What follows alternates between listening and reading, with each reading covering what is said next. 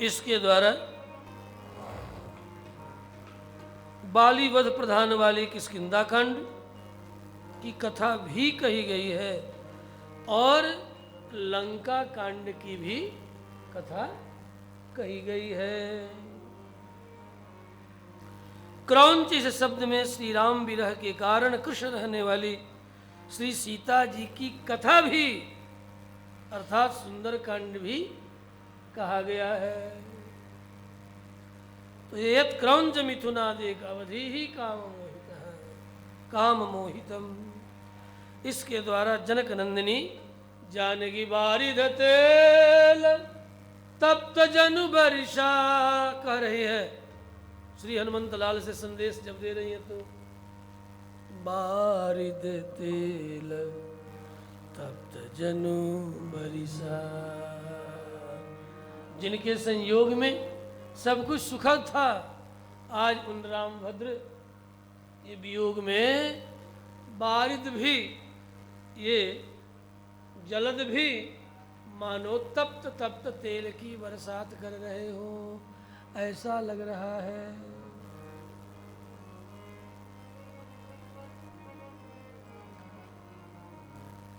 तो रावण वध संबंधिनी युद्ध कांड की कथा, जनक नंदिनी जानकी के वियोग की कथा, पुनः शाश्वती समा को स्मरण करें तो उत्तर कांड की कथा पर भी इस शब्द के द्वारा विचार विमर्श किया जा सकता है। ऐसा पूर्वाचार्य लोग महर्षि वाल्मीकि के श्रीमुख से निकले हुए श्लोक पर बहुत सा भाव उपस्थित करते हैं। मैं उन भावों को प्रणाम करके अग्रसर हो रहा हूँ।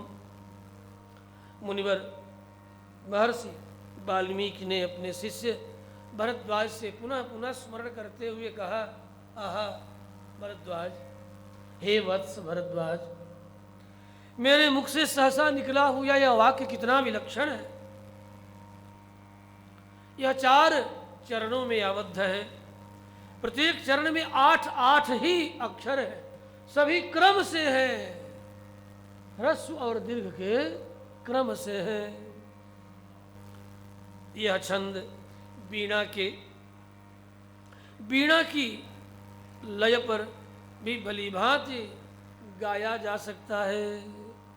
पादबद्धोक्षर सम तंत्री लय समन्वितः, पादबद्धोक्षर सम तंत्री लय समन्वितः।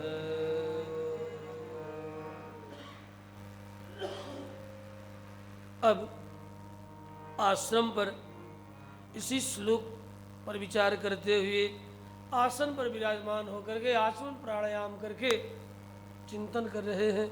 बार बार ये भावना आ रही मेरे हृदय में, ये कैसी करुणा आ गई, मेरे मुख से सहसा या सुंदर छंद कैसे निकल गया। ये सोच ही रहे थे, उसी समय अचानक लोककर्ता ब्रह्मा, हंसवाहन ब्रह्मा पधारते हैं। ब्रह्मा पर दृष्टि पड़ते ही परम तेजस्वी महर्षि वाल्मीकि उठ करके खड़े हुए और ब्रह्मा का स्वागत किया।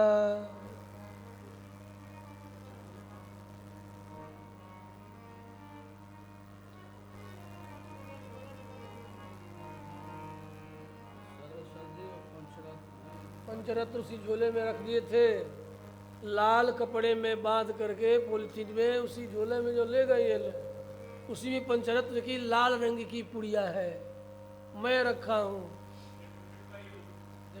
और इसमें सारी सामग्रियाँ उपस्थित है। क्या नहीं, सब दूध सर्वौषधि भी रखा है हमारे उसमें, मेरे टेबल के नीचे जो झोला है उसमें सर्वौषधि का डिब्बा पड़ा हुआ है। कहाँ खोजे, तो निकल में नहीं तो बेचे ही तो स्वतः दिखाई पड़ता है मुझे, निकलवा कर रखें। कथा कहे कि हम सामान निकलवाए आपका, मैं बंद कर दूंगा, इसकी कब जरूरत है। आज ही नहीं, क्या 6 बजे के बाद? तो काहे तंग कर, मैं दे दूंगा 10 मिनट में सब। जौ तिल सब है, गुड़ है, क्या नहीं है? हाँ तो सब ला, गेंदा का फूल माला सवेरे चाहिए भी चाहिए, हाँ चाहिए ना, ठीक है, रखा मंदिर से मंगा दो।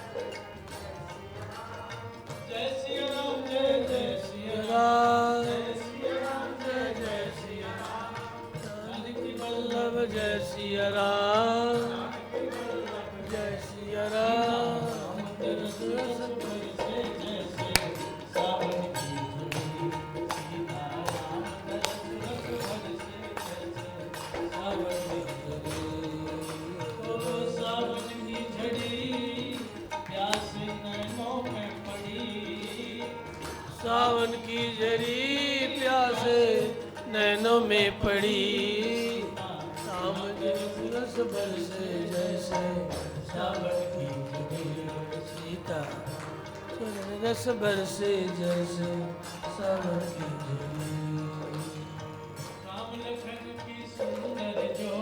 राम लखन की सुंदर जोड़ी, राम लखन की सुंदर जोड़ी,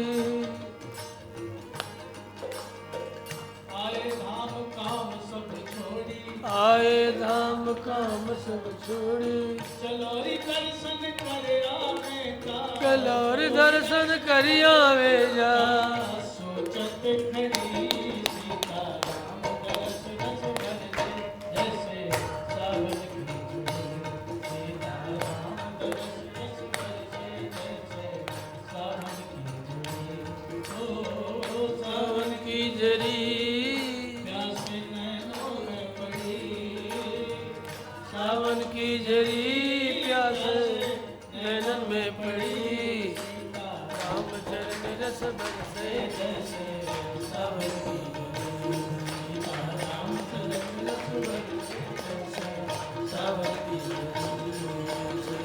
राम राम जय जय राम, श्री राम जय राम जय जय राम, श्री राम जय राम जय जय राम,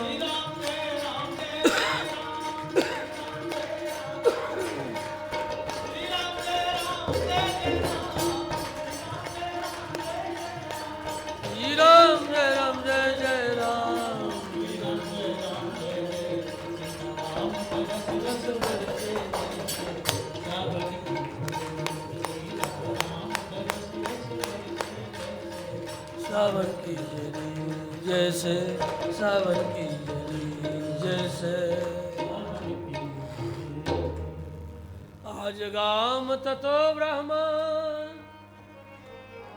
लोक करता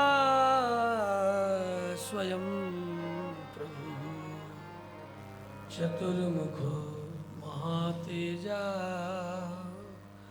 द्रष्टुम तम मुनिपुंगवम।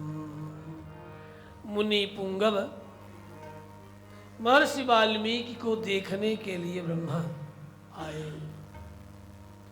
पहले सरस्वती को भेज दिया, अब स्वतः चले आए। उसके पूर्व अपने पुत्र को भेजा, पुत्र के बाद सरस्वती को भेजा, बेटा और पत्नी, अब स्वतः आ गए। इसलिए आए राम कथा की झरी अब तक इनके लेखनी से क्यों नहीं झर रही है? मैंने तो सारी व्यवस्था कर दी है, देखा कि एक कमी रह गई है। वो क्या? राम कथा को कहने के लिए जो करुणा चाहिए, वो करुणा भी क्रौंच पक्षी के माध्यम से इनके हृदय में स्फुटित तो हो गई, लेकिन उसका प्रवाह निरंतर नहीं चल पा रहा है। उस प्रवाह को निरंतर चलने के लिए इधर जनक नंदिनी जानकी अंतर्वतनी और कैकेयी का कुचक्र का वर्णन कर रहे थे। कैकेयी ने क्या किया? उसी नख के चिन्ह के द्वारा, नख के चित्र के द्वारा रावण का सारा चित्र बना दिया। कहाँ? जानकी के कक्ष के दीवार पर। उस समय जानकी किसी अन्य कार्य में लगी थी। इतनी दक्ष थी कैकेयी कि कलम उठाई, तूलिका उठाई और देखते ही सब फटाफट बना दिया। अब बना के गायब हो गई। तब तक रामभद्र चले आए जानकी को ढूंढते हुए। तो जरूर कुछ कह करके पुकार। जब जानकी को नहीं पाया, जानकी को जानकी के कक्ष में जब नहीं पाया, तब रामभद्र ढूंढते हुए दीवाल पर देख रहे। आनंद रामायण की कथा है। दीवाल पर देखते देखते पहचान की तो रावण है। तो रावण का चित्र मेरी जानकी के कक्ष में क्या कर रहा है? राम के मन में बिना कुछ सोचे समझे ये भावना आ गई। और क्या आ गई?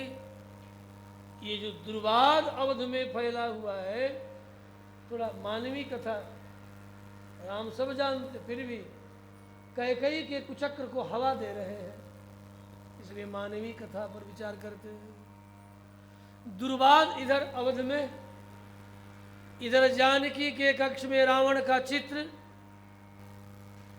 पूर्व में जनकनंदिनी ने राम से निवेदन किया है कि हमें वन पर्वत देखने की इच्छा है। ये भी हो गया। ये चित्र के द्वारा राम के हृदय में जानकी के प्रति भेद उत्पन्न हो गया। अवध के लोगों के द्वारा किए गए दुर्भाग उसमें हवा दे दिया। राम ने लखन को बुलाया। तब तक जनक नंदिनी चली आई। आते ही राम की नजर उसी चित्र पर देखती है। उसकी भी नजर पड़ी, कांप उठी। अरे मेरे कक्ष में ये चित्र, मैं तो केवल रावण के नखाग्र का चित्र मात्र बनाई थी, ये पूरा चित्र देखते ही समझ गई माता कैकेयी कुचक्र करने में अभी भी बाज नहीं आने वाली है। राम ने पूछा, क्यों? जनक नंदिनी, ये रावण का चित्र आपके कक्ष में क्या कर रहा है? जनक नंदिनी ने स्पष्ट साफ साफ सच कहा। राम मौन हो गए। लखन तब तक आ चुके हैं। लखन,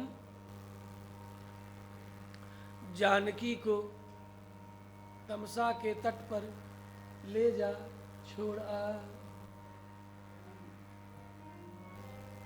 इन्हें वन पर्वत की शोभा देखने की इच्छा है।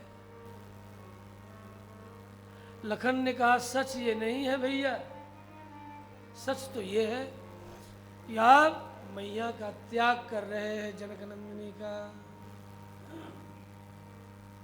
राम का भी हृदय उस समय भर गया है।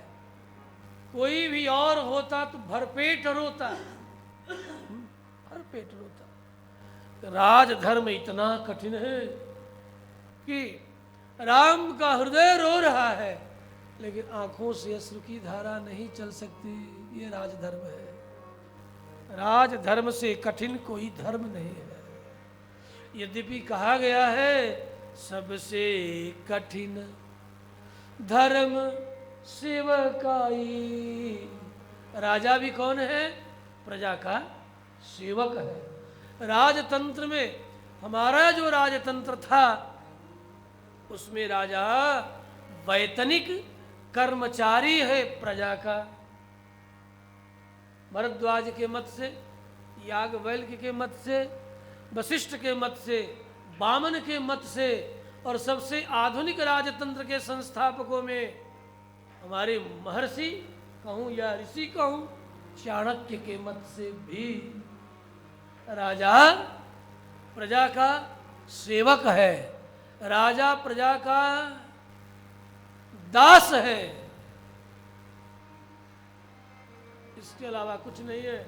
एक वैतनिक कर्मचारी है प्रजा का, वेतन पाता है।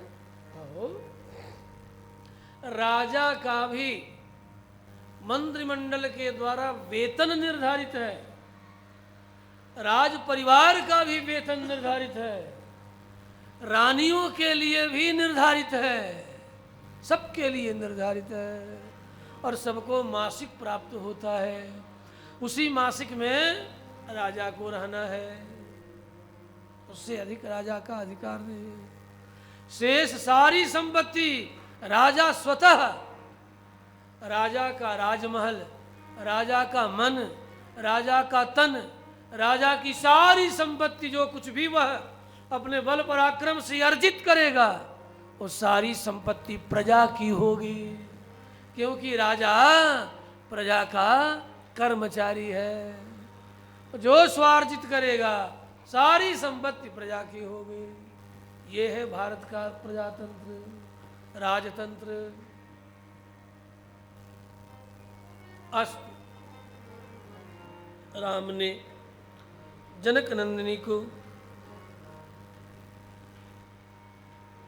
लक्ष्मण के साथ कहा ले जाओ, इन्हें जंगल में छोड़ाओ। राजधर्म की कठिनाई राम भी जानते हैं कि जनक नंदिनी जानकी परिशुद्धा है।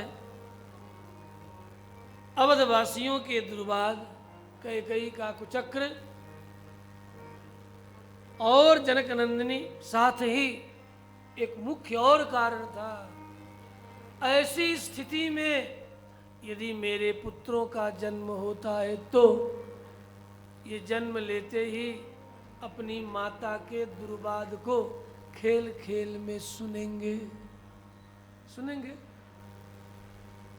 अपनी ही माँ के प्रति बचपन में कुसंस्कार जन्म लेगा। इतना ही नहीं, मुझ पिता राम के प्रति भी कि हमारे पिता कैसे 10 माह जो रावण के घर में रह करके आ रही है उसे कैसे इन्होंने स्वीकार किया। तो मेरे प्रति, मां के प्रति, और जब सत्य का सामना हमारे पुत्र करेंगे तो फिर प्रजा के प्रति इतना बड़ा विद्रोह इनके मन में होगा, इतना बड़ा विद्रोह जन्म लेगा, प्रजा के प्रति द्वेष जन्म लेगा कि अवध की प्रजा को ही जला करके भस्म कर डालेंगे हमारे पुत्र। जब सत्य का ज्ञान होगा तो राम प्रजा वत्सल है, हमारी प्रजा के प्रति मेरे पुत्र के मन में ऐसा दुर्भाव न उत्पन्न हो। इसलिए मुख्य कारण, सारे कारणों के होते हुए भी एक योग्यतम राजा का कर्तव्य है कि अपनी आने वाली पीढ़ी जो राज सिंहासन का अधिकारिणी हो, उसके मन में प्रजा के प्रति वर्तमान राजा प्रीति उत्पन्न करे, वात्सल्य उत्पन्न करे, न कि द्रोह। ये तो प्रजाद्रोह होगा। राजद्रोह भी होता है और राजा के द्वारा प्रजाद्रोह भी होता है। राजा भी प्रजा से द्रोह करता है जब प्रजा अन्यायी हो जाए, आवश्यकता से अधिक राजा से मांग करने लगे, क्योंकि राजा उन्हीं आवश्यकताओं की पूर्ति करेगा जो अपनी प्रजा से कर के रूप में ग्रहण करता है। उसी में सारी प्रजा जो दीनहीन और लाचार है, उस प्रजा की रक्षा, स्वतः अपने राज्य की रक्षा, अपने सैनिकों की रक्षा, मंत्री वर्ग की रक्षा, प्रजा के जो 8 उपांग हैं, उन 8 उपांगों की रक्षा प्रजा वही कर में प्राप्त संपत्ति के द्वारा राजा करता था, जिसमें किला भी, किला की रक्षा, सैनिकों की रक्षा, मंत्रिमंडल की रक्षा आदि आदि, उनका भरण पोषण, ये सब प्रजा के द्वारा लिए गए कर से ही राजा को करना होता है। प्रजा इसके लिए राजा को कर देती है, अपनी कमाई का, कर मतलब कमाई का किए गए में से दशांश देती है कि आप सारी प्रजा को सुव्यवस्थित रखें। ये हम प्रजा आपसे निवेदन कर रहे हैं। साथ साथ इस कार्य के संपादन के लिए, करने के लिए आपको हम लोग कर दे रहे हैं, अपनी कमाई का दशांश समर्पित कर रहे हैं। अस्तु, इधर ब्रह्मा का आगमन, उधर जनक नंदिनी जानकी का लखन के द्वारा संप्रेषण, ब्रह्मा का आगमन, ब्रह्मा के चरणों में महर्षि वाल्मीकि ने प्रणाम किया, आसन प्रदान किया, अर्घ्यवाद्य धूप दीप नैवेद्य इत्यादि के द्वारा सम्मान किया और स्वतः हाथ जोड़ कर के खड़े रहे। ब्रह्मा ने बार बार कहा कि हे मुनीश्वर, हे मुनिपुंगव, आप आसन ग्रहण करें। बार बार कहे जाने पर महर्षि वाल्मीकि बैठते हैं। फिर भी वही क्रौंच और कंची का जो दृश्य देखे थे, उस क्रौंची के करुण विलाप का ध्यान उनके मन में बार बार आ रहा है, करुणा से भर जा रहे हैं। और उस श्लोक का भी स्मरण कर रहे हैं। उस समय ब्रह्मा ने कहा, हे वेद वेदांत तत्ववेता महर्षि, आप जिस विषय में विचार कर रहे हैं, यह वही आपके मुख से नहीं निकला है। मच्छंदा देव, मेरी इच्छा से, वेदों की इच्छा से, परमात्मा की इच्छा से, मच्छंदा देव का नहीं करता है। मच्छंदा देव सरस्वती, मेरी इच्छा से सरस्वती आपकी प्रेरित हो, आपके मुख से ऐसे वाक्य निकल आए, अन्यथा ऐसे वाक्य नहीं निकलते। अतः आप अधिक विचार न करो, मेरी ही प्रेरणा से तुम्हारे मुख से ऐसी विलक्षण वाणी निकली है। श्लोकैवा स्वयं बद्धो नात्र कार्या विचारणा, मच्छंदा देवते ब्रह्मन् प्रवृत्तियं सरस्वती।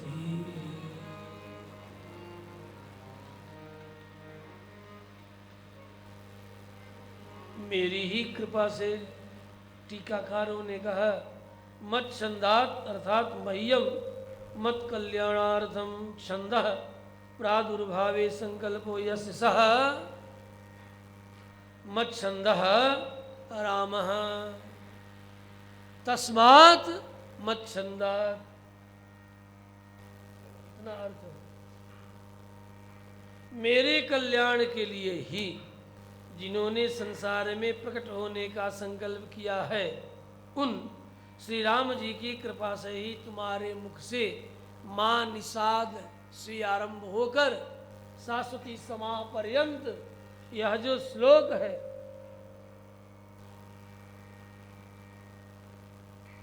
जो निकला, उन श्री राम जी की कृपा से ही तुम्हारे मुख से निकला। सरस्वती प्रवृत्त हुई। इस अर्थ में ब्रह्मा जी की भी राम भक्ति प्रकट हो रही है। ब्रह्मा भी राम भगत हैं, क्योंकि गोस्वामी पाद ने वर्णन किया। क्या वर्णन किया? शारद दारू नारी सम स्वामी, शारद नारी सम स्वामी, राम सूत्रधर अंतर जामी,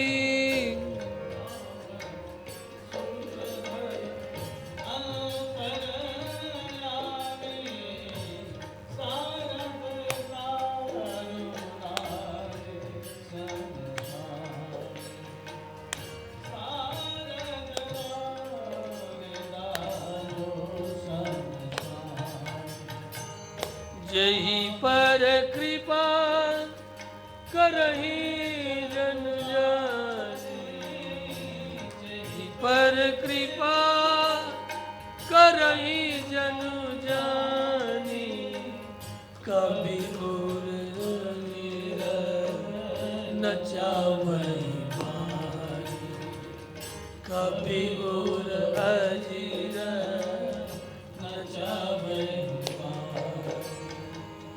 कभी और अजीर न चावही। ब्रह्मा जी कहते हैं, हे आदि कवि, भगवान श्री राम की प्रेरणा के बिना कुछ नहीं हो सकता। उन्हीं की प्रेरणा से मैंने अपने बेटा को भेजा, उन्हीं की प्रेरणा से मैंने सरस्वती को भेजा, और उन्हीं की प्रेरणा से मैं स्वतः विलंब देख करके अब तक राम कथा निर्झरणी झर क्यों नहीं रही है। इसलिए मैं भी चला आया। उन्हीं की प्रेरणा, उन्हीं की कृपा। अब मर्यादा पुरुषोत्तम हे ऋषि श्रेष्ठ, श्री रामभद्र के संपूर्ण चरित्रों को आपके हृदय में स्वतः प्रकट होगा। आप विलंब न करें, वर्णन करें। हे भगवान, संसार में सबसे बड़े धर्मात्मा और धीर पुरुष श्री रामभद्र से बढ़कर के कोई और नहीं है। इसलिए राम क्या है? वही धीर हैं, बुद्धि को प्रेरित करने वाले। धीर का बड़ा सुंदर अर्थ है, धीनाम बुद्धि ही धीहि ईरयति यः सः धीरः रामः। धीर का अर्थ है राम, राम ही धीर है। लोग कहते हैं धीर धर, अर्थात राम जी को हृदय में धारण करो। ये धीर धर का मतलब धैर्यम कुरु, धैर्यम धार्यते, धैर्य धारण करो, अर्थात राम जी को हृदय में धारण करो। तो सब काम बन जाएगा। दिया रावणादीनाम अयोध्या प्रजानांच ब्रह्मादीनांच बुद्धि ईरयति प्रेरयति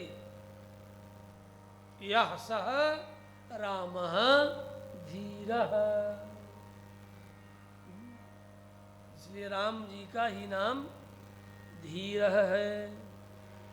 आपने जैसा मेरे पुत्र नारद के मुख से सुना उसका विस्तार करें, क्योंकि मेरा पुत्र देवर्षि यद्यपि पुत्र कहलाता है लेकिन वह एक अधिकारी गुरु है तो मेरा बेटा, उससे क्या हुआ? उसमें गुरुत्व प्रतिष्ठित है। धर्मात्मनो भगवतो लोके रामस्य धीमतः वृत्तम कथय धीरस्य।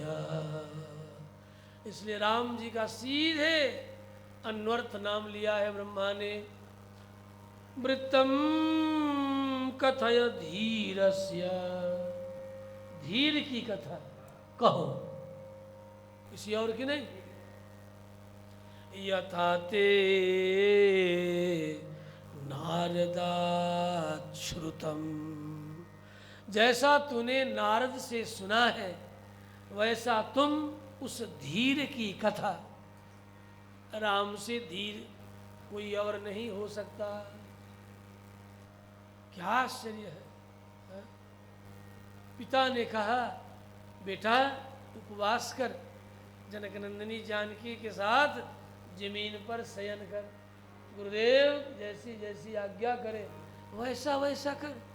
और प्रातः होते ही वन मिल गया, तनिक भी उनके चेहरा पर सिकन नहीं, उदासी नहीं, और नहीं तो प्रसन्नता बढ़ गई कि छोटे से अवध का राज्य से मुझे अब कितने भोले होंगे राम।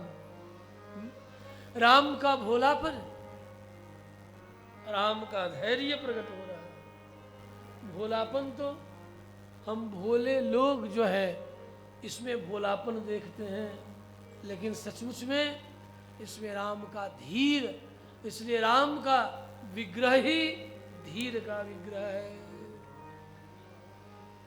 सब जा रहा है, राज्य जा रहा है, माता पिता भाई बंधु सगे संबंधी जा रहे हैं, घर द्वार छूट रहा है, जंगल में ले जाने के लिए कुछ भी साथ नहीं ले जाना है, बस केवल बलकल धारण करके जाना है।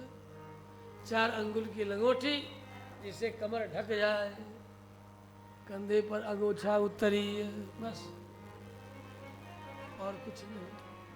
कहाँ राज राजेंद्र का मुकुट प्राप्त हो रहा था और कहाँ 4 अंगुल की लंगोटी भी मांगने पर देने पर मिल रहा है कैकेयी के हाथों में। सोचो कितना धैर्य होगा। और जो जीवन में धैर्य धारण करता है उसी में राम का चरित्र प्रतिष्ठित होता है, और जिसमें आंशिक भी राम का चरित्र प्रतिष्ठित हो जाए और जगत में शाश्वत जस कृति और प्रतिष्ठा को प्राप्त कर लेता है। इसलिए जीवन में कुछ धारण करना है तो विकट परिस्थितियों में एक ही भाव धारण करने लायक है, उसका नाम है धीर। धीर धरो, और आपत्ति में तो अवश्य धीर धारण करना चाहिए। धीरज धर्म मित्र अरु नारी, आपत्ति काल परिखियहि चारि। धीरज धर्म मित्र और नारी, आपत्ति काल परिखियहि चारि। धीरज धर्म मित्र अरु नारी,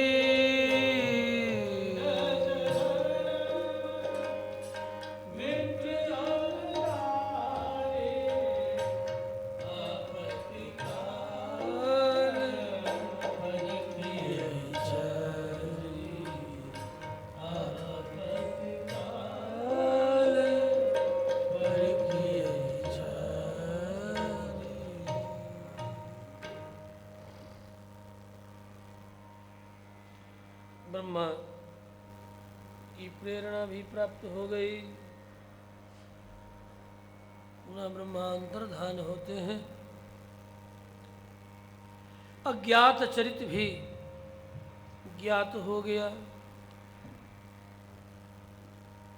ब्रह्मा क्या करके गए हैं?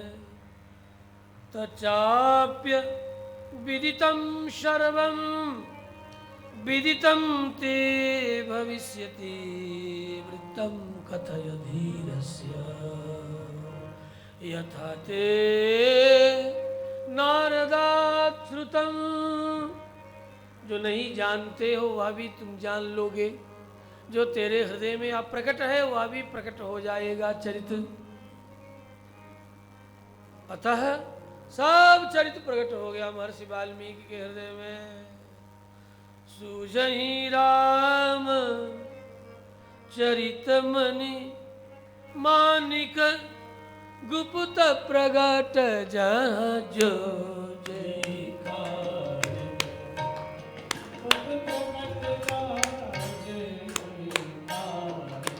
सूझहि राम चरित सूझहि राम मन मानिक सूझहि सूझहि राम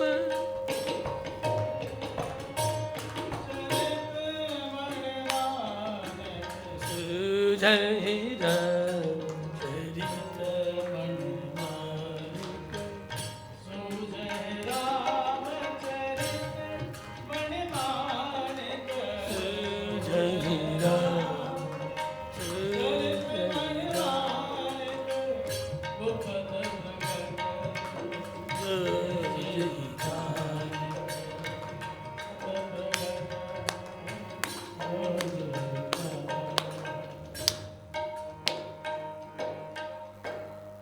कौतुक देखत शैल बन भूतल भूरि निधान।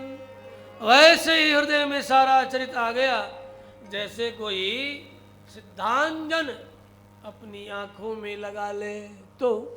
भूतल कौतुक देखत शैल बना भूतल भूरि निधान।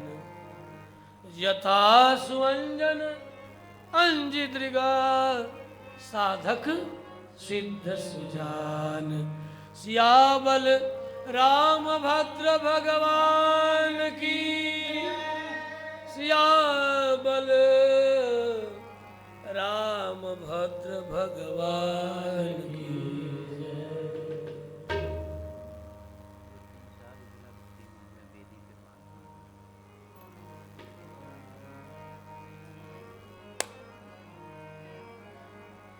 चलते चलते ब्रह्मा कहते जा रहे नते बागनता काचित। जो तुम लेखनी से कह दोगे, प्रकट कर दोगे, सब सच करना हमारा काम है। तो लिखो तो, इतना बड़ा बल दिया तुम लिखो तो। जो जो लेखनी से प्रकट करोगे, ये लेखनी जो प्रकट करेगी तुम्हारी, ये तू लिखा तुम्हारी नहीं है।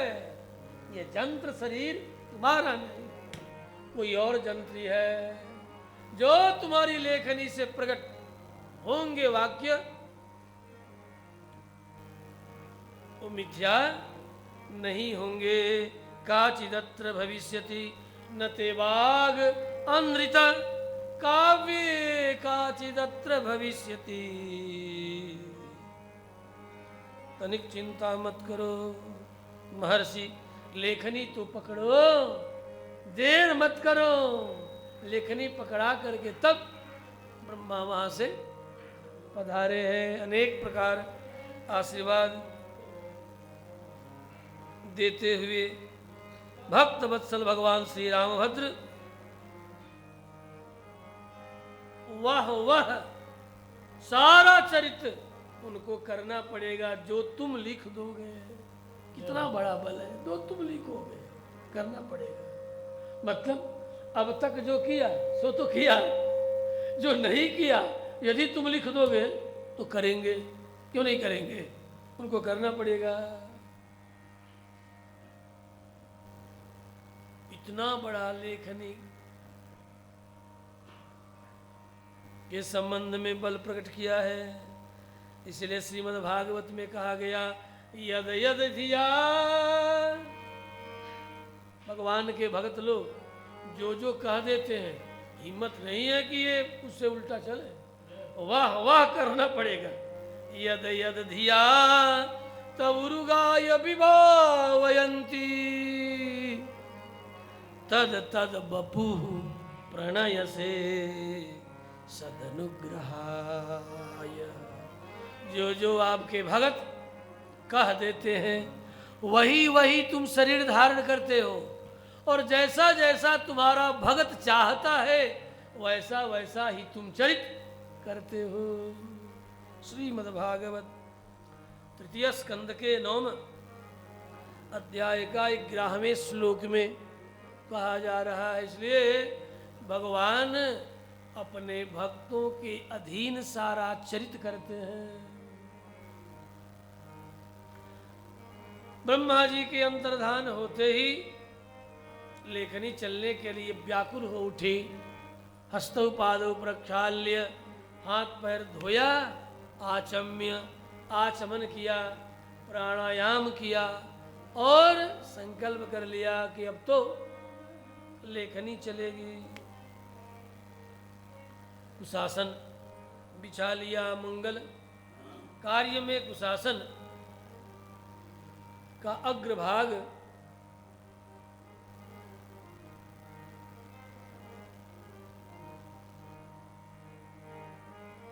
प्राची की ओर होना चाहिए।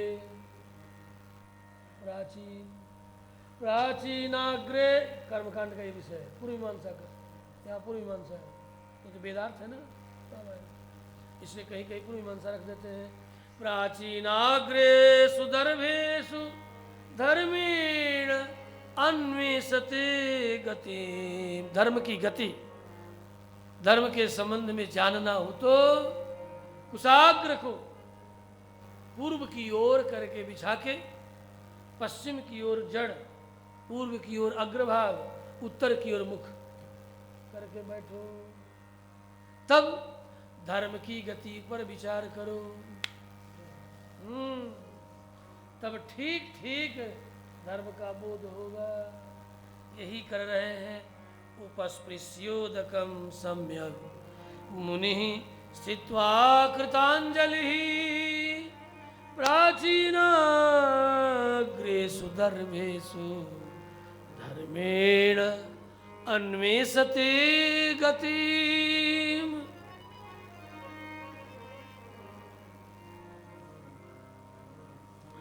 महर्षि अब चिंतन कर रहे हैं तो सोचा कि कोई और श्लोक क्यों पहला लिखूं, तो प्रथम श्लोक यही लिख दिया, महानिषाद। यही पहला श्लोक है। रामायण का प्रथम श्लोक महानिषाद।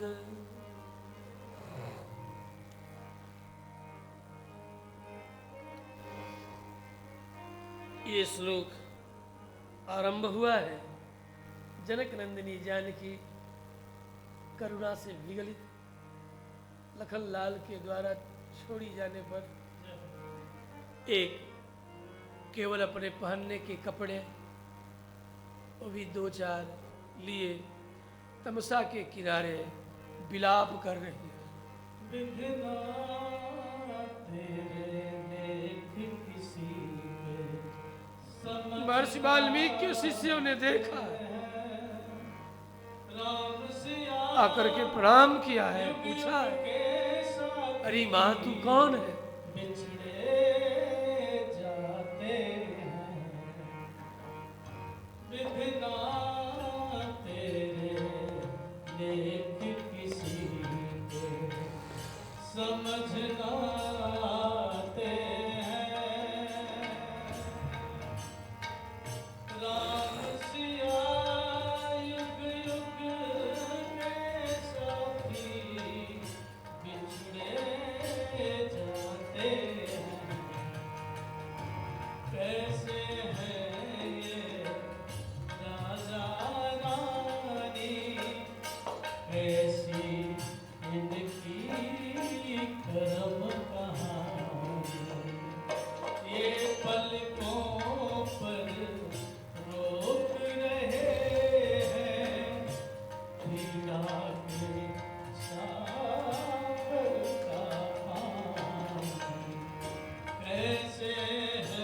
जनक नंदिनी जानकी केवल रोती जा रही है।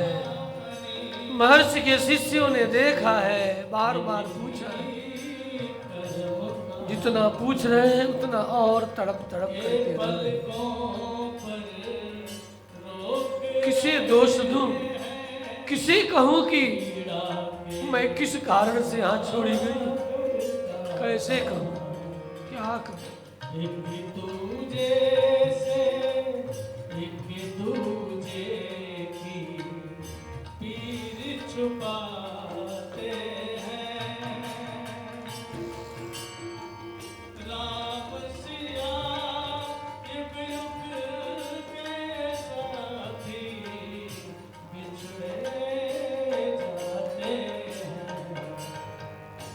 बिखराते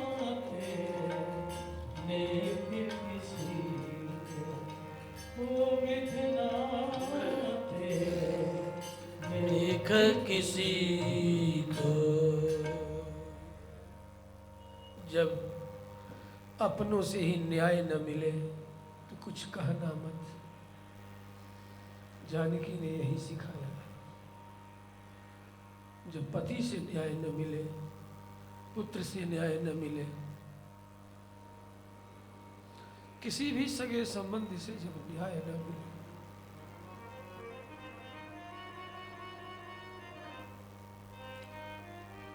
तब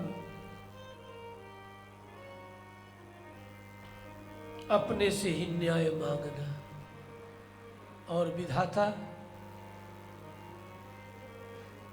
को भी दोष मत देना, यही मेरा प्रारब्ध है। किसी और पर दोष देकर हम कलंकित न करें।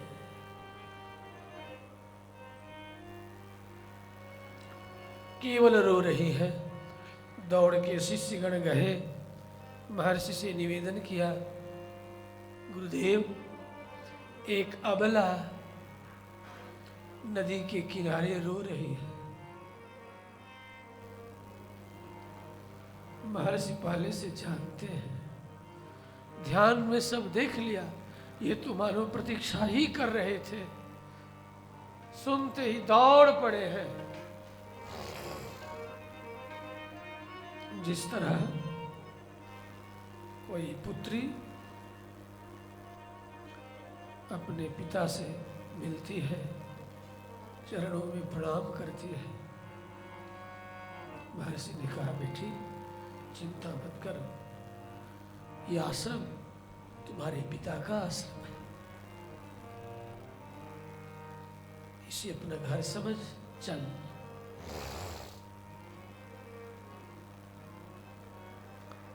आश्रम में रहने वाली उन सभी देवियों को सिखाया, बताया। महर्षि से पूछा, इनका नाम क्या है? तो महर्षि ने कहा, आज से ये वन देवी कहलाएंगे। वन में नदी के किनारे मिली हैं, इसलिए वन देवी है। वन देवी के नाम से सभी पुकारने लगे। और राज राजेंद्र की बहू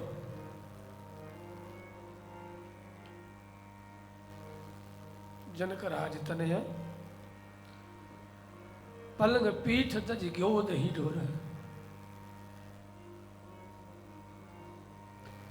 जिनके चरण कभी कठोर भूमि पर नहीं पड़े, आज पुनः मन के दुख के बाद फिर एक कठिन परीक्षा आ गई। फिर भी राम पत्नी, धीर की पत्नी जनक नंदिनी जानकी ने दिखाया कि तुम धीर हो, तो तुम्हारे धीर का धैर्य मैं हूं। हे राम, तुम जिस राजधर्म के पालन में इतने कठोर हो, मैं तेरा साथ दूंगी। यह विश्लेष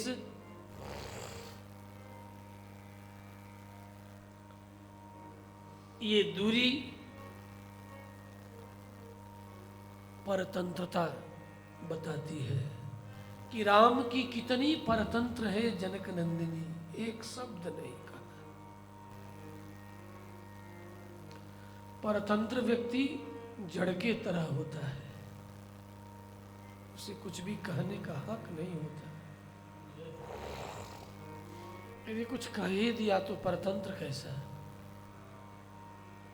पहला विश्लेष जब रावण के घर में गई तो वहां पर दिखाया, मैं राम के अतिरिक्त किसी और की नहीं हूं, अनन्यार्ह विनियोग के योग्य अपने को बताया। राम के अतिरिक्त मैं किसी और की नहीं हूं, और राम के द्वारा जब छोड़ी गई तो राम जो चाहते हैं, मैं परतंत्र भी हूं, तू एकमात्र राम की परतंत्रा।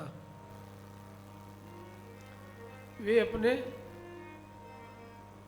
चरणों में स्थान दे, वक्षस्थल पर स्थान दे, या इन दोनों स्थानों से च्युत करके मुझे फेंक दे, फिर भी मैं राम की ही हूं, किसी और की नहीं। इसलिए अनन्य पारतंत्र्यम द्वितीय विश्लेष जनित। द्वितीय विश्लेष में अनन्य परतंत्रता को प्रकट करती है। प्रथम विश्लेष में अनन्य विनियोग, मैं उन्हीं के एकमात्र काम में आने वाली हूं, किसी और के काम में आने वाली नहीं हूं। ये और भी कोई मुझसे काम ले ले, हाँ, कोई और काम नहीं ले सकता, एकमात्र राम के काम की हूं। दूसरा विश्लेष, मैं राम के परतंत्र हूं।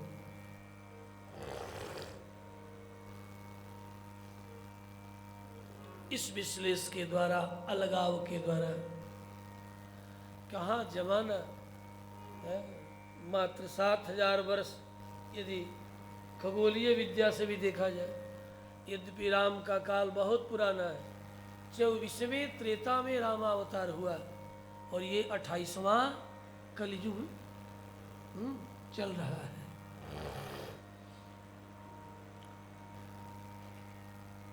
चौबीसवें त्रेता के बाद पुनः चतुर्युग, 25वां, 26वां, 27वां बीता, 4 चतुर्युगी 3 बार व्यतीत हुए।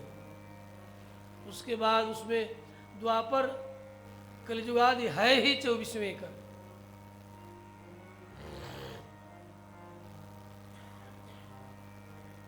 ये है भारतीयता, ये है सनातन धर्म, जहां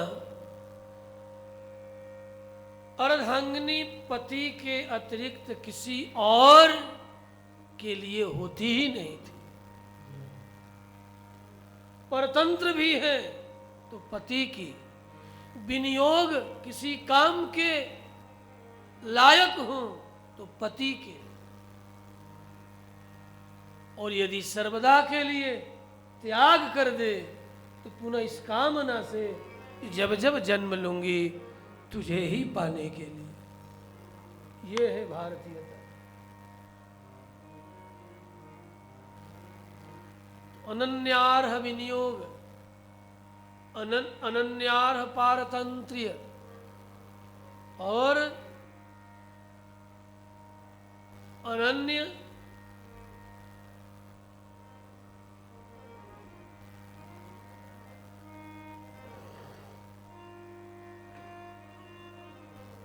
तीसरे विश्लेष जब धरती में समा गए, तृतीय विश्लेष, तृतीय विश्लेष के द्वारा अनन्यार्ह तवैवास में आपकी ही हूं, किसी और की नहीं। तृतीय विश्लेष में दिखाया, गंगायास्तु परे पारे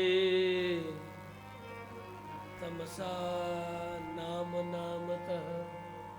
गंगा से पार, तमसा का तट, तमसा और गंगा के बीच महर्षि वाल्मीकि का आश्रम। वाल्मीकिस्तु महात्मनः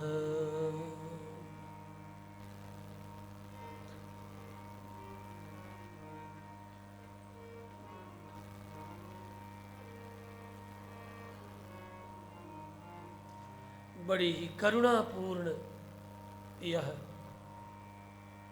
संवाद और स्थिति है। महर्षि वाल्मीकि आए हैं, लेकर के गए हैं तपसा लब्ध चक्षुष्मान। इनके संबंध में कहा गया है कि तपस्या से जिन्हें आँख की प्राप्ति हो गई, चमड़ी की आँखों में ही दिव्य आँखें प्रतिष्ठित हो चुकी हैं। जहाँ मैथिली है वहाँ स्वतः अपनी आँखों से देख लिए हैं, तपस्या की आँखों से। क्योंकि अभी अभी कल आप लोगों ने सुना ये कैसे है, कहा तपस्या स्वाध्याय निरतम, तपस्वी है और स्वाध्याय निरत है। अतः तपस्या लब्ध चक्षुष्मान, तपस्या के द्वारा इन्हें आँख की प्राप्ति, मतलब तप करोगे तो तुम्हें भी आँख मिलेगी, तप करोगे ही नहीं तो कहाँ से आँख मिलेगी। तो सोचोगे अरे इनको ये जो कहते हैं सब ऐसे ही लबड़ धो बोलते हैं, अपने तो तपस्या करनी नहीं है, करोगे तो तुम्हें मिलेगी आँखें। हाँ, कल्पना करो जो महात्मा निरंतर तप में लगा है, उसको आँख न मिलेगी। कल्पना करो, देखो, अनुभव करो। हम लोगों ने अपने गुरुदेव के संबंध में देखा है, अनुभव किया है।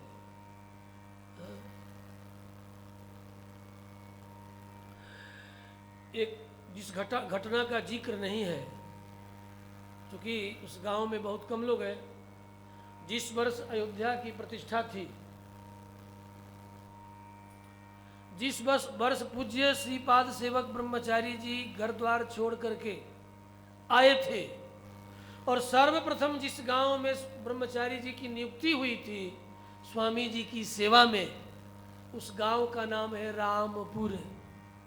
गंगा और सोनभद्र का संगम, वही रामपुर, जिस रामपुर में पिछले मार्च में संभवतः 5 या 7 मार्च से 12-13 मार्च तक यज्ञ हुआ था। अभी पिछले साल यही जो विगत मार्च से पूर्व मार्च में, मेरा भी वो बड़ा प्रिय गांव है। हाँ, मैं भी उस गांव में आज से लगभग 20 वर्ष पूर्व गया। एक पीपल के पेड़ के नीचे ठेला पर बैठ करके गया था। मेरी विलक्षण है। हाँ, मैं अपना चरित्र सुनाऊं तो तुम लोग हक्के बक्के रह जाओगे।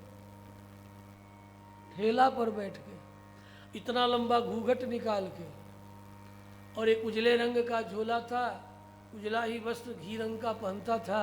तब मैं ब्रह्मचर्य आश्रम में ही था। 2003 के नवंबर में गया था। 7 नवंबर को चातुर्मास्य की पूर्णाहुति किया। 10 नवंबर को एक जमीन लौटाया आपके गांव वाले महात्मा को, हृदय शंकर हृदय जी की जमीन वापस कर दिया। तारीख तक याद है। 7 नवंबर को पूर्णाहुति हुई 2003। 10 नवंबर को दान में ली गई हुई जमीन हृदय शंकर ओझा जी का मैं पुनः वापस कर दिया।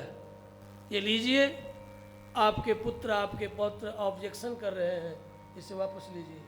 तो उसे पुनः रजिस्टर्ड कर दिया हो अरविंद ओझा। हाँ, उसके बाद पुनः मैं बक्सर गया और बक्सर से ट्रेन पकड़ा, और ट्रेन पकड़ करके कोइलवर स्टेशन उतरा। मेरे साथ एक ब्रह्मचारी था,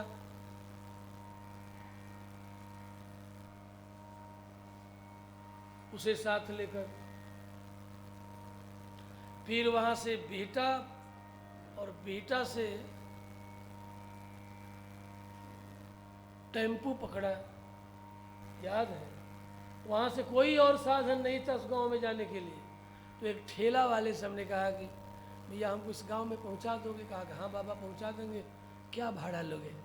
कहा मेरा गांव बगल में ही है, इसलिए भाड़ा की बात मत कीजिए, आइए बैठिए ना। तो हम बैठ गए। सोचा कि लोग रास्ते में देखेंगे ठेला पर बैठ के जाते हुए, पता नहीं लोग क्या सोचेंगे। तो इतना लंबा पूरी चादर तोड़ते ही चादर उड़े थे, इसलिए चादर को जो है ऐसे उड़े थे तो पूरा लंबा घूंघट निकाल लिए, इतना बड़ा देखो ऐसे, हाँ, ऐसे ढक करके। और तो एक उस गांव का बड़ा ही सज्जन व्यक्ति अभी भी जीवित है, मरे नहीं हैं, उनका नाम है सुरेश सिंह।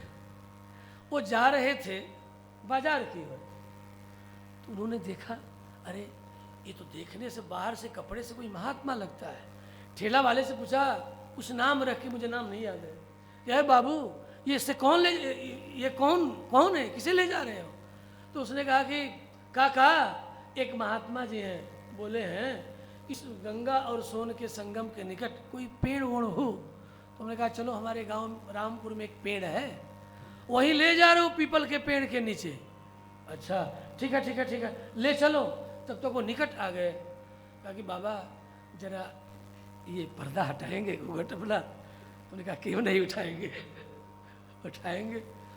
तो हटाया, तो प्रणाम किया, उसी ठेले पर सिर पटक के, अब कहाँ से आ रहे हैं? उन्होंने कहा आ तो रहा हूँ मैं बक्सर से।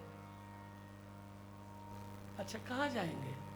उन्होंने कहा मेरा कोई ठिकाना नहीं है, वो गंगा के किनारा जाऊंगा और कहीं कोई पेड़ वगैरह होगा तो वहीं रहेंगे। ये मेरी जिंदगी रिकॉर्डिंग हो रहा है, ये मेरा जीवन है, आज भी मैं ऐसे जीता हूँ।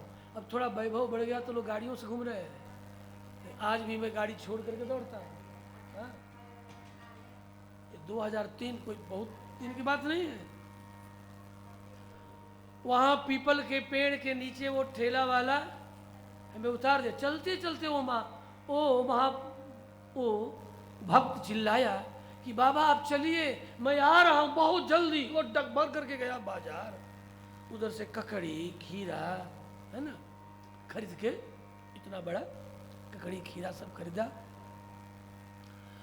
मेरे पास, और एक कमंडल में दूध, कच्चा दूध। क्योंकि इतना परिचय मैंने दे दिया था कि मैं बक्सर के, आप नाम सुने होंगे त्रिदंडी स्वामी जी का, हाँ हाँ हाँ हमारा गांव सब उन्हीं का चेला है। मेरे मन में बड़ी खुशी हुई कि चलो जहाँ मेरे गुरुदेव रहे ये वही गांव है। तो मैं पहुंचा, वो पीछे से दूध लेकर के आया, खीरा ककड़ी सब लेके आया, ताकि आप यही पीपल के पेड़ के बगल में ये जो अभी अभी ये नींव दिया गया है, ये सूर्य मंदिर बाबा बन रहा है, बगल में कुआं है। मैं देखा सब का, यदि आप चाहें तो इसी सूर्य मंदिर के जो ये बना हुआ है, अभी पूरा बना नहीं था, या पीपल के पेड़ के नीचे क्यों रहेंगे, ये मंदिर बन रहा है क्योंकि नीचे एक भैंसा है, वो पागल है, रात में लोगों को दौड़ा दौड़ा करके मारता है, एक भैंसा है। अब तो बड़ा थोड़ी देर के लिए भैया मेरे मन में बड़ा शंका हो गई, तो यदि वो नहीं कहा होता तो मैं पीपल का पेड़ नहीं छोड़ता, मैं वही रहता। जब सुना कि भैंसा एक पागल घूमता है तो मेरे भी मन में आया कि चलो भाई शरीर की रक्षा करना, जब जान गया परमात्मा की प्रेरणा से, तो मुझे उसी चबूतरे पर, मतलब जो नींव था उसी मिट्टी भर दिया गया था, उसी पर आ लेना चाहिए। तो कहा ठीक है, तो बगल में मिट्टी ऐसे डाल दिया गया था, ऐसे तिरछा करके शंखवाकार, ओम चढ़ करके ऊपर झोला वाला रख दिए। क्या था झोला में? जो कटिबस था, कमंडल था, वो शाही लोटा, और बगल में सोनभद्र में स्नान किए। मैंने कहा जरा आप प्रतीक्षा कीजिए, संध्या करके फिर जो कच्चा दूध लाए थे, क्योंकि दूध लाने में उनको विलम्ब हुआ और मुझे भी संध्या करने में विलम्ब हुआ, तो कच्चा दूध फिर भी पी लिए। उसके बाद पेट चलने लगा। कितनी कथा। हाँ। अच्छा, भगवान की कृपा से अच्छा ही हुआ। हाँ। वो जो पेट चल गया ना, अच्छा हुआ, बड़ा मन चित्त शांत हो गया, प्रसन्न हो गया हम।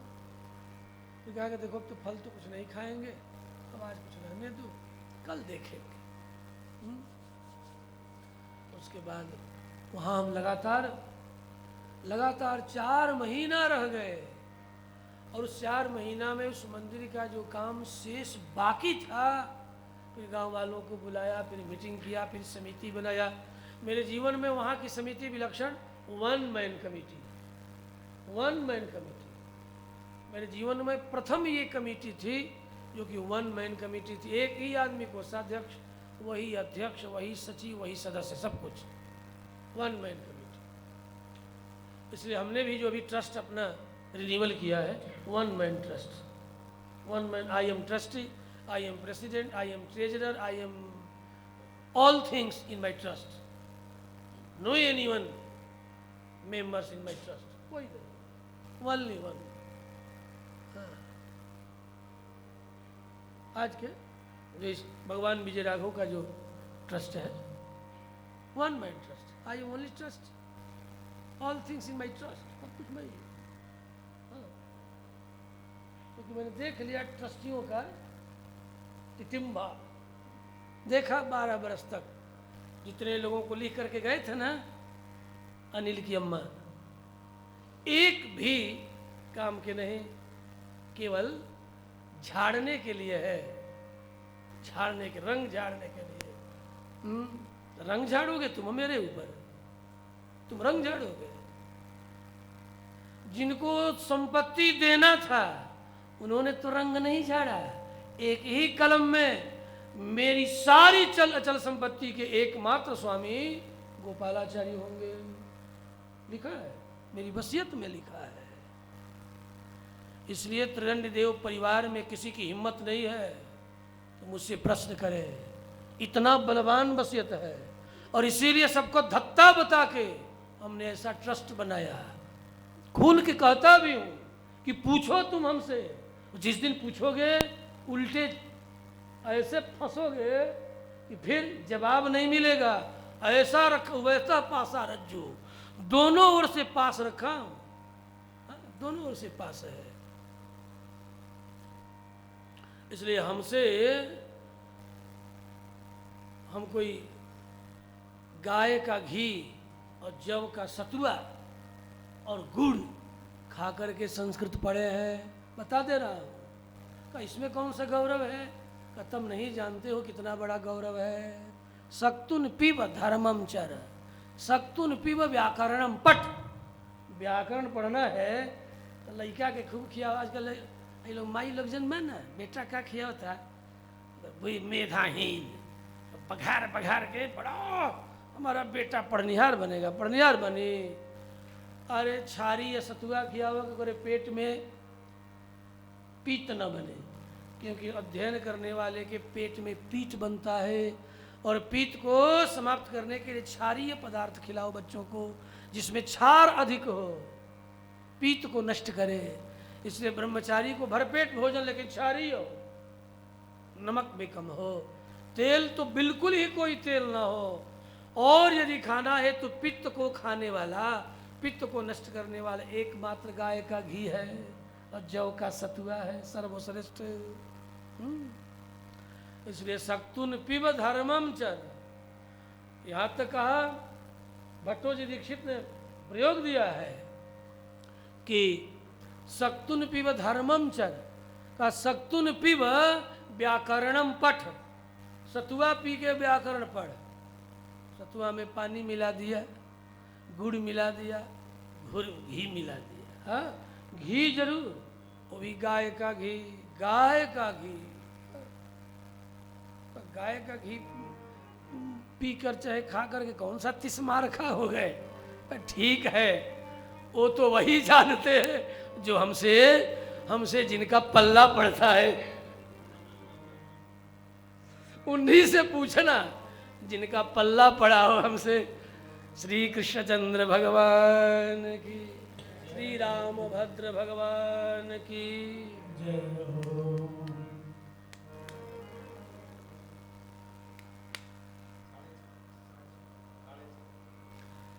श्री रामभद्र भगवान की।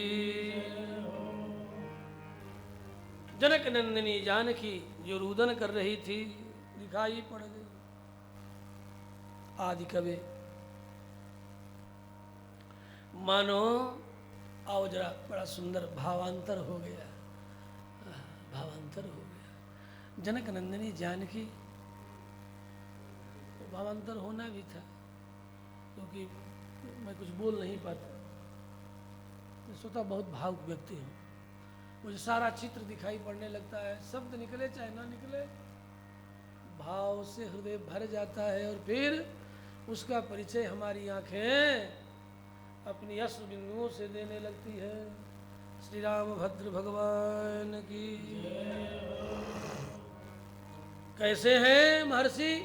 का तपसा लब्ध चक्षुष्मान, तपस्या से जिन्हें आंखों की चर्म चक्षुओं को देखने की जितनी शक्ति है, उसे अनंत गुणित तपस्या से प्राप्त चक्षु से देखने का सामर्थ्य। बंधु, ये मत जानना कि महर्षि वाल्मीकि की परंपरा बंध्या हो गई, नहीं, वो परंपरा बंध्या नहीं हुई है।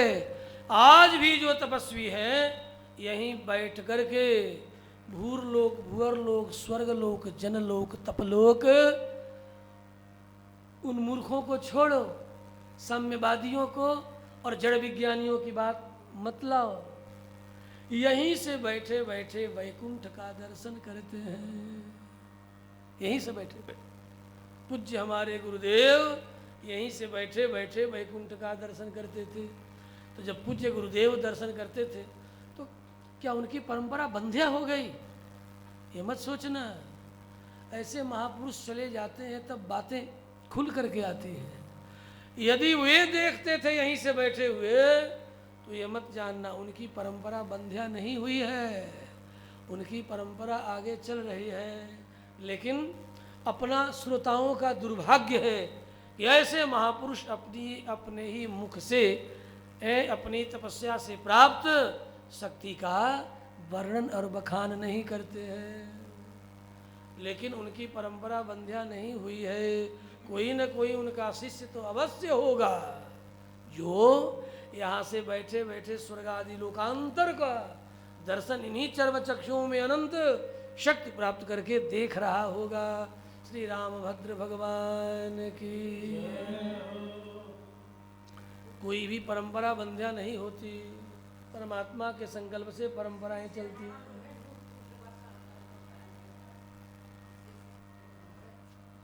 अब चुप रहा, सुनो खाली,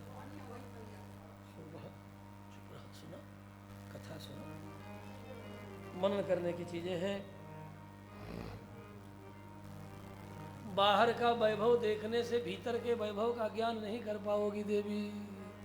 ये बाहर का वैभव है, बाहर के वैभव को देख करके भ्रमित मत होना। हेलीकॉप्टर से फूलों की वर्षा से भ्रमित मत होना।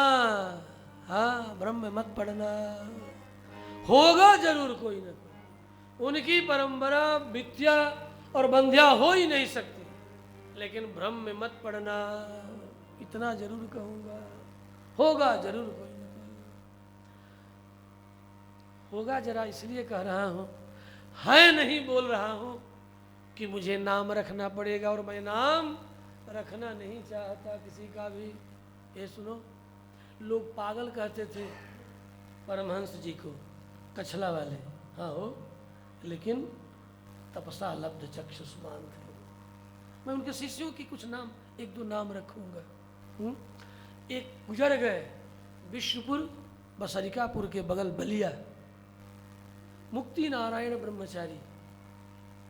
सुनो, जो गुजर गए उनका मैं नाम लूंगा, वर्तमान का नाम नहीं लूंगा। हाँ, मेरी कुछ अपनी व्यवस्था है, मैं नाम नहीं ले सकता, कुछ कारण है।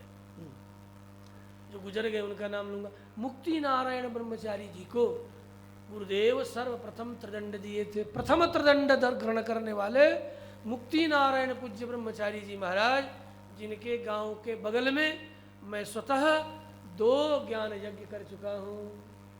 एक बसरिकापुर के ठीक सिवान में वो विष्णुपुर है, और पुनः अभी इस फरवरी, कब गए थे, दिसंबर में कि नवंबर में, रपुरा में, दिसंबर में, रपुरा में बगल में उनकी समाधि पर भी मैं गया हूँ, साष्टांग प्रणाम किया हूँ अपने ज्येष्ठ गुरु भाई के, परम तपस्वी, और जवानी में ही गुजर गए। मुक्ति नारायण ब्रह्मचारी ऐसे अद्भुत थे। पहले ब्रह्मचारी थे, बाद में पूर्ण संन्यास ग्रहण किए।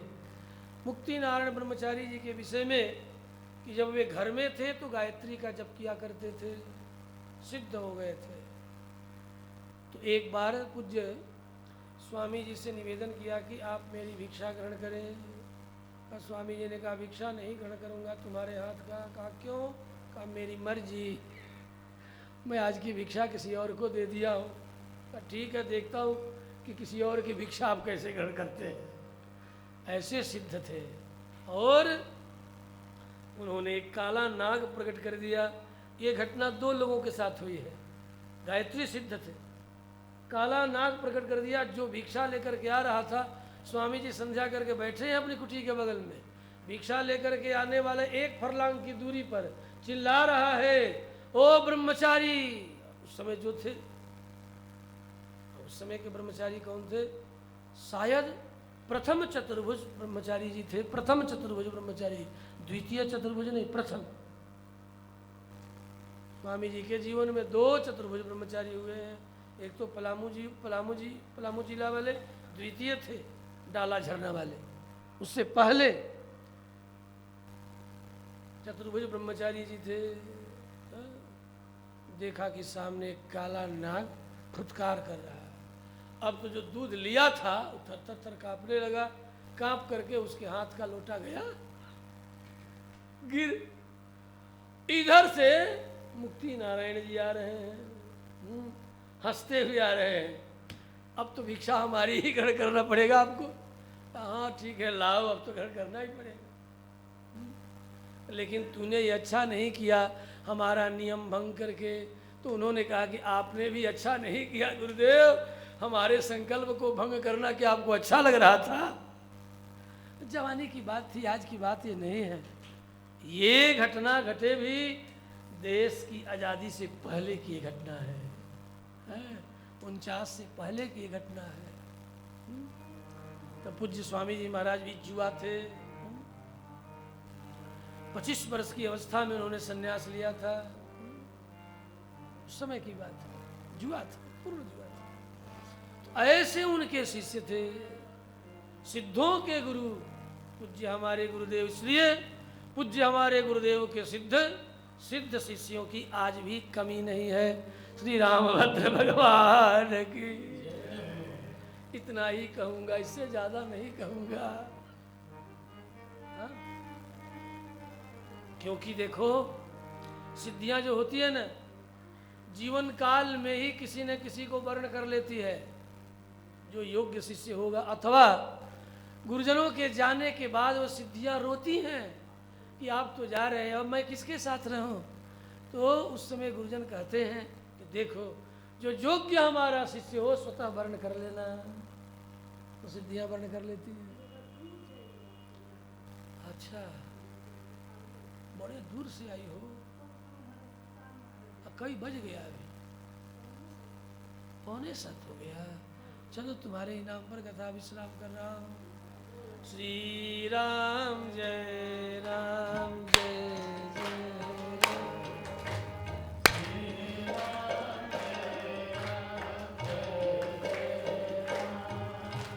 श्री राम जय राम जय जय